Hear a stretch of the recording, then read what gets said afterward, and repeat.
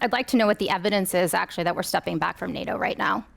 We have 100,000 forces there, including the 20,000 we sent after the Ukraine invasion. There hasn't actually been any change on the ground in that regard. So I think that's the first thing. Second, this idea of alliance interdependence, which I think is what Liana is arguing. I think that tends to treat reliability as though it's loyalty, as though it's a national characteristic, like you're either reliable or you're not, you're loyal or you're not. The reality is that we know by looking at history, for example, when we ended our alliance commitment to Taiwan, that countries don't actually treat it that way.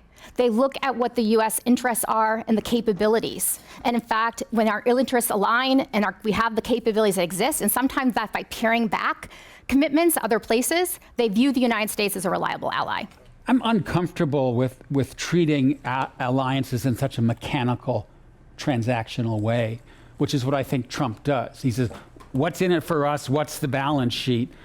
And alliances today are different than they used to be. They're not just, here are some forces, let's go get bad guys. They actually represent a community of values and interests where how you treat the other party matters. That's the key. Yes, Kelly, you're right. There are still 100,000 troops in Europe, but we turn our back on Europeans. We negotiate with Putin without talking to either Ukrainians or the Europeans.